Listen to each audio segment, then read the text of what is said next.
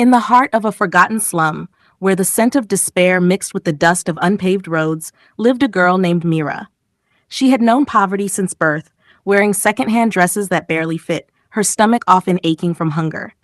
But despite everything, her heart was rich, with love, with dreams, and with the belief that someday life would be kind to her. Her only solace was Rohan.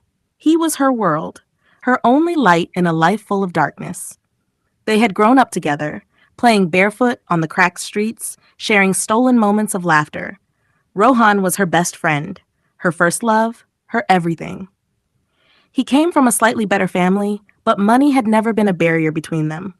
At least, that's what Mira had always thought. Every evening, as the sun dipped behind the crumbling buildings, Rohan would take her to the quietest corner of the city park.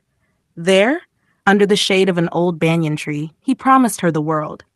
One day, Mira, I'll take you far away from all this. A life where you won't have to worry about food or clothes or what people say. Mira believed him. With all her heart, she believed. Chapter 2, Cracks in the Fairy Tale. As time passed, Mira started noticing a change in Rohan. His messages became fewer, his excuses more frequent. He no longer waited for her outside her small shack-like home. You're imagining things, she told herself. He's just busy with work. But the whispers started soon after.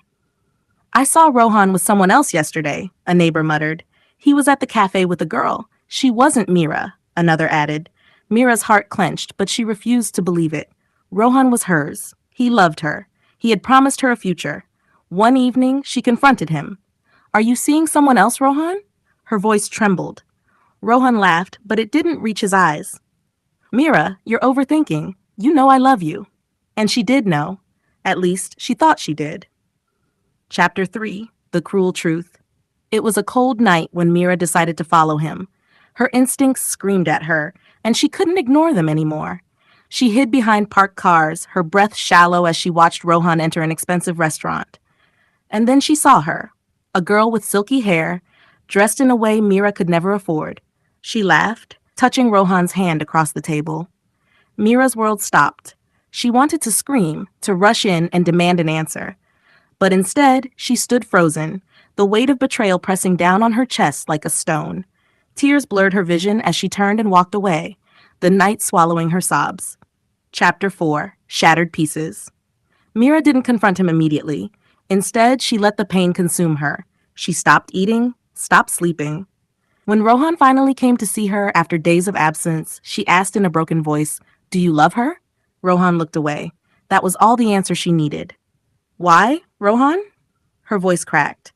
Wasn't I enough? He sighed, running a hand through his hair. Mira, life is hard. I can't give you what she can. She comes from a good family. She can help me get a better job, a better life. Her heart shattered. So it was about money, about a future he had once promised her, but now planned to share with someone else. You lied to me, she whispered. I never meant to hurt you, he muttered, but he had. And now, Mira had nothing left. Chapter 5, A Love's Turned into Weeks. Rohan stopped coming. She heard the wedding was planned. Everyone in the slum whispered about it, how Rohan had found himself a rich girl. Mira was a ghost in her own life. The light in her eyes dimmed. One rainy evening, she stood at the park where he had once promised her forever. The banyan tree loomed over her, its branches swaying with the wind. She closed her eyes. Maybe love was never meant for someone like me, she whispered to the empty air.